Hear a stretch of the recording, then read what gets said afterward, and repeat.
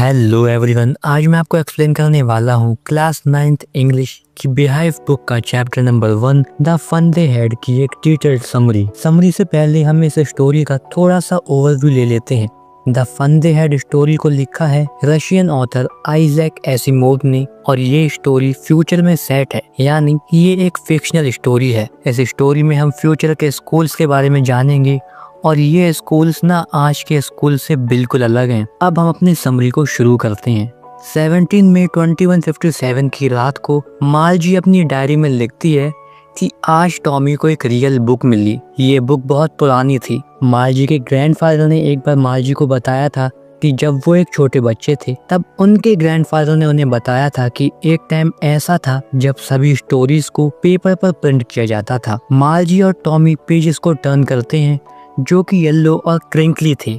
Crinkly का मतलब होता है विथ फोल्ड एंड लाइंस। उन पेजेस पर पुराने होने की वजह से काफी सारे फोल्ड्स और लाइंस पड़ गई थी। मार्जी और टॉमी के लिए उस बुक को पढ़ना काफी फनी एक्सपीरियंस था, क्योंकि जो वर्ड्स थे वो स्टिल थे और मूव नहीं कर रहे थे जैसे कि वो एक टेलीविजन स्क्रीन पर करते हैं। और जब वो पिछले पेज पर वापस आते हैं तो उस पर वही वर्ड्स थे जो उन्होंने बुक को फर्स्ट टाइम रीड करते हुए पढ़े थे। अब याद रखना, ये स्टोरी हम फ्यूचर पर्सपेक्टिव से पढ़ रही हैं और वहाँ पर स्कूल और बुक्स आज के जमाने से बिल्कुल अलग हैं, तो कंफ्यूज मत हो जाना। वो ज्यादातर ई बुक्स और टेलीविजन स्क्रीन पर पढ़ते हैं, तो इसलिए उनके लिए रियल बुक को पढ़ना काफी फनी एक्सपीरियंस था। अब आगे टॉमी कहता है, क्या बकवास है, मतलब एक बार तुमने बुक को पूरा पढ़ लिया उसके बाद तुम इसे फेंक दोगी?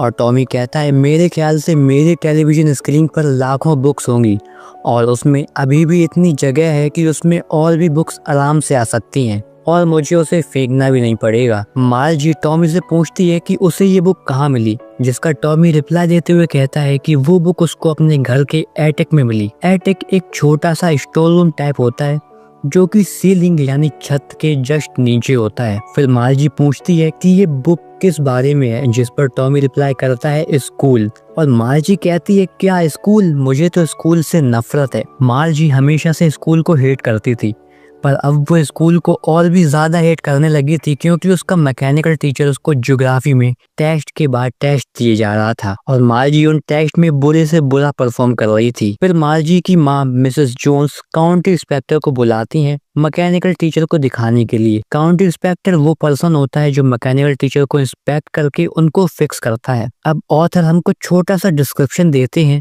काउंटी इंस्पेक्टर के बारे में। काउंटी इंस्पेक्टर एक राउंड लिटिल मैन था, यानी गोलू मोलू सा छोटा आदमी, यानी कि उसकी हाइट कम थी और उसका फेस रेड था एंड उसके पास टूल्स का पूरा बॉक्स था जिसमें वायर्स और डायल्स भी थे। काउंटी इंस्पेक्टर मार्जी को देखकर स्माइल करता है और मार्जी को एक एप्पल खाने को देता है और फिर वो मैकेनिकल टीचर को इंस्पेक्ट करने लगता है और देखता है कि उसमें क्या प्रॉब्लम है।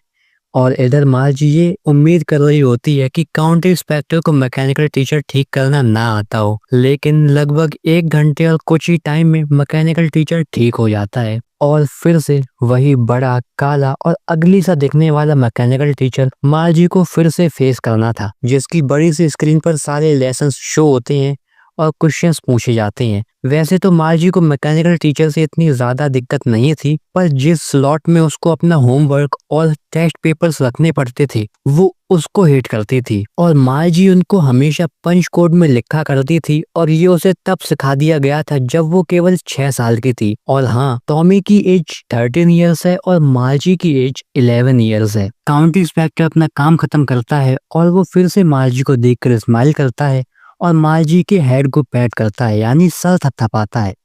काउंटी इंस्पेक्टर मार्जी की मदर मिसेस जोन्स से कहता है कि टेस्ट में कम नंबर आने पर मार्जी की कोई भी गलती नहीं है। मैकेनिकल टीचर के ज्योग्राफी सेक्टर का गियर थोड़ा तेज हो गया था जिस वजह से ये प्रॉब्लम आ रही थी और अब मैंने उसे एवरेज 10 ईयर लेवल पर सेट कर दिया है और असल में मार्जी की प्रोग्रेस काफी सेटिस्फैक्टरी है। और वो फिर से मार्जी का हेड पैट करता है और चला जाता है। अब मार्जी डिसअपॉइंट हो जाती है क्योंकि वो होप कर रही होती है कि काउंटी इंस्पेक्टर उसके मैकेनिकल टीचर को ले जाएंगे। एक बार टॉमी के मैकेनिकल टीचर का पूरा हिस्ट्री सेक्टर ब्लैंक आउट हो गया था, जिस वजह से टॉमी के मैकेनिकल टीचर को लगभग 1 महीने के लिए ले गए थे। मार्जी टॉमी से पूछती है कि कोई स्कूल के बारे में क्यों ही लिखेगा, जिस पर टॉमी कहता है क्योंकि ये हमारे जैसे स्कूल्स नहीं थे बेवकूफ, ये पुराने तरीके के स्कूल्स थे जो कि सदियों पहले हुआ करते थे। जिस पर मार्जी कहती है कि हाँ, मुझे उन स्कूल्स के बारे में नहीं पता है जो सदियों पहले हुआ करते थे, और टॉमी के शोल्डर के ऊपर से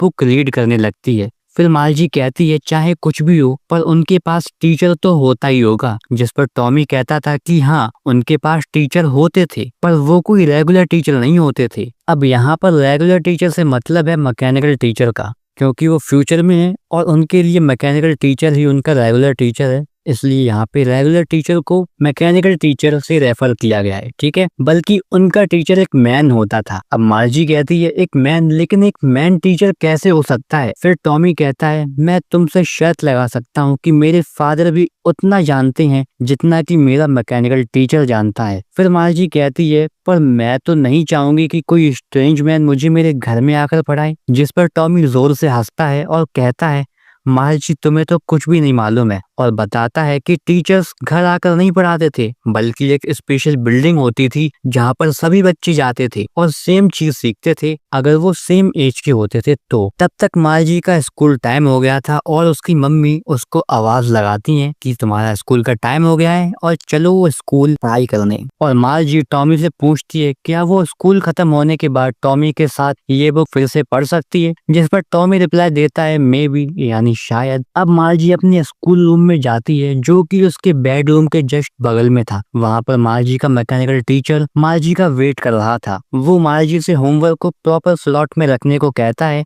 और बताता है आज हम अरिथमेटिक में प्रॉपर फ्रैक्शन के एडिशन सीखेंगे। लेकिन मार्जी बस उन पुराने स्कूल्स के बारे में ही सोच रही थी जो कि उसके ग्रैंडफादर के टाइम पर हुआ करते थे जब वो एक छोटे बच्चे थे, और वो सोचती है कि उनके क्या मजे हुआ करते होंगे।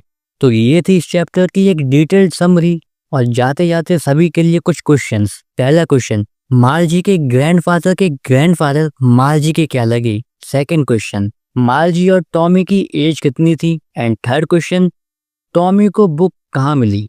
और सभी लोग इन क्वेश्चंस के आंसर करेंगे कमेंट बॉक्स में, और अगर किसी को कुछ भी डाउट हो तो वो कमेंट्स में अपना डाउट मुझसे बेझिझक पूछ सकता है। और मैं मिलता हूँ आपसे अगली वीडियो में, तब तक के लिए बाय बाय मेरे बाबूस।